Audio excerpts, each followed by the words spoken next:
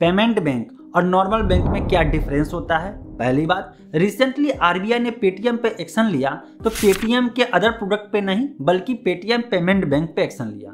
फिर कहीं आप देखते होंगे एयरटेल पेमेंट बैंक, फिर सोशल मीडिया पे देखे होइएगा जियो पेमेंट बैंक, और इसके अलावे पोस्ट ऑफिस पेमेंट बैंक का भी नाम सुने होइएगा। तो मन में एक सवाल तो आएगा कि आखिर पेमेंट बैंक और नॉर्मल बैंक में अंतर क्या हो जाता है। तो पहली बात, जो भी पेमेंट बैंक की बात कर रहे हैं ये आरबीआई ने लाया है, ऑफिशियली लाया है और खासकर बोला है कि पेमेंट बैंक अगर कोई भी कंपनी खोल रही है तो उसको अपने नाम के आगे पेमेंट बैंक लिखना पड़ेगा, ये टर्म इस्तेमाल करना पड़ेगा। अब जैसे नॉर्मल बैंक है ना, वैसे ही जो है पेमेंट बैंक भी होता है। और पेमेंट बैंक खोलने के लिए जो भी कंपनी इच्छुक होगा उसको कम से कम शुरुआती दौर में 100 करोड़ रुपया उसके पास होना चाहिए, इसके बाद पेमेंट बैंक खोल सकता है।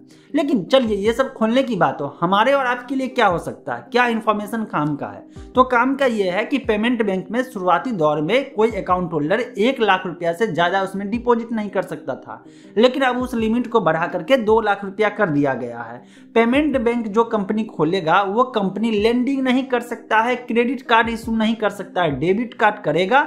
बाकी नॉर्मल बैंक की तरह जैसे काम कर रहा है वैसा ही होगा, लेकिन यहाँ पे जैसे एसबीआई लोन देती है, एचडीएफसी लोन देती है, पीएनबी लोन देती है, या और भी बैंक है जो लोन दे रही है ना, लेंडिंग का काम कर रही है ना, एचडीएफसी अपना क्रेडिट कार्ड इशू कर रही है ना, एसबीआई अपना क्रेडिट कार्ड इशू कर रही है ना, तो ये काम जो है एक पेमेंट बैंक वाला कंपनी नहीं कर सकता। मतलब कह सकते हैं कि आरबीआई जो है पेमेंट बैंक का सिस्टम या कॉन्सेप्ट इसलिए लाया ताकि और लोगों को इससे जोड़ा जा सके, बैंकिंग सिस्टम को या बैंकिंग फैसिलिटी को बहुत आसान किया जा सके, सिंप्लीफाई किया जा सके। और ऐसे कस्टमर जो स्मॉल कह सकते हैं, बिजनेसमैन हो गया, ज़्यादा पैसा डिपॉजिट नहीं करते, ऐसे लोगों को टारगेट किया जा रहा है कि जो लोग बैंकिंग सेक्टर से नहीं जुड़े हैं वो भी जुड़े और डिजिटली पेपरलेस काम करना हो तो बहुत आसानी से नॉर्मल आदमी के लिए, एक आम आदमी के लिए 1 लाख रुपया अकाउंट में रखना बहुत बड़ी बात हो जाती है, डिपॉजिट करके रखना। इससे ज्यादा लोग डिपॉजिट करते नहीं हैं और ऐसे कंडीशन में उनके लिए पेमेंट बैंक जो अट्रैक्टिव ऑफर दे करके वो अपना कस्टमर बनाते हैं।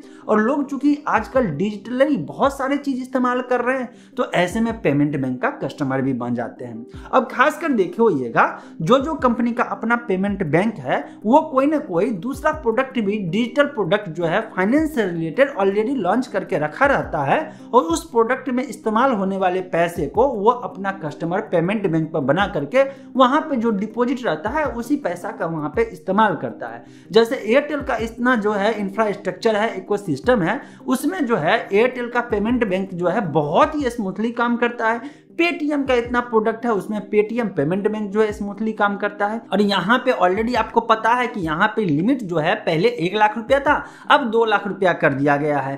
क्रेडिट कार्ड जो चाहिए उसके लिए नॉर्मल बैंकिंग है, क्योंकि लेंडिंग यहाँ पे लिमिटेशन है, रेस्ट्रिक्शन है और जो नाम होगा उसके आगे पेमेंट बैंक लिखना पड़ेगा।